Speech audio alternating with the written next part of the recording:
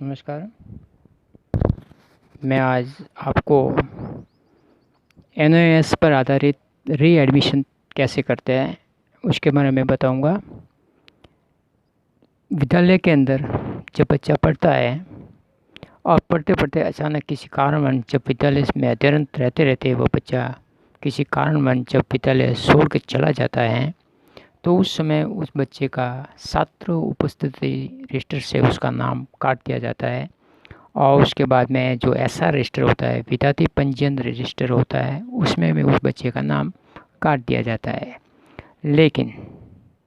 बच्चा टीसी लेकर आपके विद्यालय से नहीं जा रहा है, बल्कि वो बीच में अत्यंत किसी कारणवश जब विद्यालय एडमिशन छोड़कर चला जाता है तो उस समय उस बच्चे के पहले अपन देख लेते हैं उसका एसआर प्रक्रिया रजिस्टर है, जो एक महीने मैनुअली होती है कि पहला तो वो विद्यालय अध्ययन था, दूसरी बात वो अनुपस्थित के नाम आप देख लो के कारण उसका नाम काटा गया है,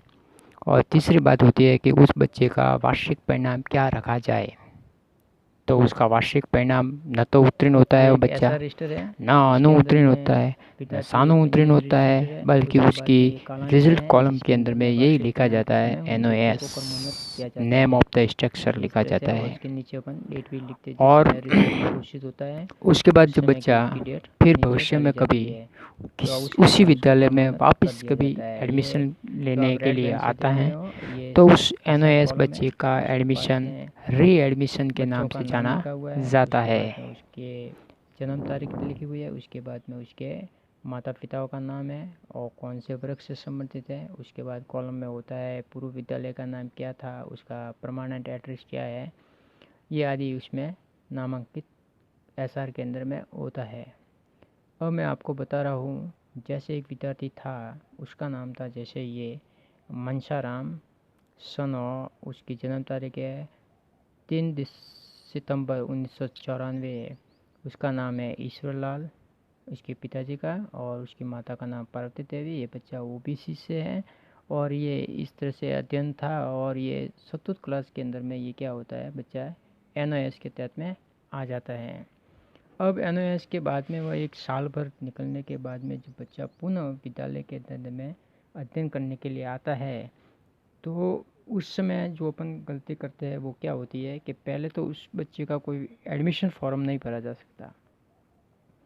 एडमिशन नए बच्चे का एडमिशन होता है उसी समय उसका एडमिशन फॉर्म भरा जाता है, न कि बच्चा आपके विद्यालय में पूर्व में संबंधित है। जब तक वह टीसी प्राप्त नहीं करता है, वह किसी न किसी कारणवश से वह उसका बच्चे का लिंक आपके विद्यालय में रहता है, उसी के क्रमांक में उस बच्चे को नया एसआर अलॉटमेंट नहीं किया जाता है। सेकंड बात ये होती है कि उस बच्चे का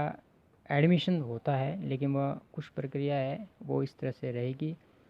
कि जिस समय उस बच्चा आपके विद्यालय से निकल कर जा रहा था एनएस वाला विद्यार्थी, तो उस समय उस छात्र के जो एसआर होता है वह था 112 नंबर, ये आपको दिखा रहा हूँ मैं, 112 था। नाम मंचाराम था और उसकी जन्म तारीख थी 3 सितंबर 1994 था, जो चतुर्थ क्लास के अंदर में यहाँ पर ये चतुर्थ क्लास के अंदर में एनओएस हो गया था, जबकि किसी कारण जैसे अनुपस्थिति के कारण नाम काटा गया, ये किसी भी कारण से उसका नाम रजिस्टर से उसको डिस्पेस किया गया। वो अब उस बच्चे का एडमिशन वापस आप कर रहे हो तो उस समय उस बच्चे का जो प्रवेशांक होगा, जो एसआर होगा, वह पुराना एसआर ही आप देंगे उस बच्चे का। वो कैसे करते हैं, ये जैसे मैंने लिखा हुआ अभी आपको, ये 112 पर है, वो जब बच्चे का एडमिशन हो रहा है तो उसको आगे लिखोगे या पुनः प्रवेश, उसके बाद में ये सब प्रक्रिया होती है, ये आप देख लो जो पूर्व निर्धारित थी। अब या जो इसका कॉलम हो गया ये आप इसमें लगे और इसके आगे आप लिखोगे यहाँ पर, या आप लिख सकते हो पुनः प्रवेश। ये प्रवेश पुनः प्रवेश अपन लिखते हैं, उसके बाद में उसका एडमिशन हो जाता है उसके विद्यालय में, न कि उसका नया कोई फॉर्म भरा जाता है। कोई उसका नया फॉर्म नहीं भरते हैं। अगर आपके विद्यालय के अंदर में मान लो किसी क्लास के अंदर में 35 सीटें होती हैं,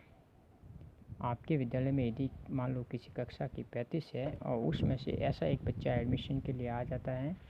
35 सीटें होती है और उस 35 सीटों के अंदर में कोई बच्चा NOS वाला है, नेम ऑफ स्ट्रक्चर वाला है, जो आपके विद्यालय से पहले से ही चला गया है, अगर वो आता है आपके विद्यालय में तो उस 35 बच्चों के अंदर में पहली प्राथमिकता इस NOS वाले बच्चे की रहेगी। उसके बाद में उसकी भर्ती प्रक्रिया आयोजित होती है, जिसके अंदर उसके एडमिशन होते हैं, या RT के तहत में भी आप एडमिशन कर रहे हो। पहले वही वो बच्चा होगा जो उसी कक्षा में अध्ययन था और उसी कक्षा में उसको क्रमोन्नत न करके उसी कक्षा के अंदर में उसको प्रवेश दिया जाता है। अब आपकी तीसरी बात ये आती है कि उस प्रक्रिया के अंदर में जब फॉर्म जो नए SR जारी होते हैं, जैसे 116 पर किसी का नाम आ गया, जैसे छात्रा का नाम था मोनिका देवासी, ये मोनिका देवासी का नाम आप लिखा। अब सीरियल नंबर से अपन जब पंजीयन फॉर्म को एकत्रित करते हैं तो उस समय क्या होता है कि 116 के बाद में 117 होता है, न कि इसमें 20 में कहीं 112 डाला जाता है, इसलिए इसका एडमिशन फॉर्म नहीं दिया जाता है, उसको केवल उसके आधार पर ही दिया जाता है एडमिशन। वो बच्चा पहले उसके रिकॉर्ड जांच लिए जाए, उसके बाद में ये कौन सी कक्षा में था और उसमें उसका प्रवेश दिया जाता है। अगर आप ऐसा रजिस्टर का आप नहीं देख रहे हो, आप उसका एडमिशन फॉर्म दे रहे हो, तो आप वो गलत तरीका रहेगा, क्योंकि उसमें SR का जो होगा, आपके जो नए फॉर्म होंगे उसमें उसका क्रम टूटता हुआ मिलेगा आपको। मान लो 116 के बाद में 117 आने चाहिए, न कि 112 होने चाहिए। 112 अपन डालेंगे तो 112 से बाद में 113 वाली ये सीरियल छूटेगी, 14 वाली छूटेगी और 15 वाली भी छूटे, तो 112 से डायरेक्ट 116 का एडमिशन नहीं होता है। ये सबसे महत्वपूर्ण, जब आप फॉर्म जब आप जमा कर रहे होंगे उस समय ये समस्या आती है। लेकिन इसमें ये आपको यही ध्यान रखना है कि 112 पर कोई किसी प्रकार का एडमिशन का फॉर्म नहीं दिया जाता है, उसको केवल पूर्व विद्यालय का नाम, ये बच्चा अन्य किसी जगह पर अध्ययनरत नहीं होना चाहिए और नहीं उसके किसी का परिणाम उसके पास में होना चाहिए, तब तक वो बच्चा आपके विद्यालय में था। वो किसी कारणवश से विद्यालय छोड़ के चला गया हुआ है, इसलिए उसका एडमिशन आपके विद्यालय में ही रहेगा। अब दूसरी प्रक्रिया होती है कि जब तक बच्चा ऑनलाइन TC प्राप्त नहीं करता है तो वो किसी न किसी कारणवश से आपके विद्यालय से संबंध रखता है, इसलिए उसको नए SR जारी नहीं किए जा सकते हैं। धन्यवाद।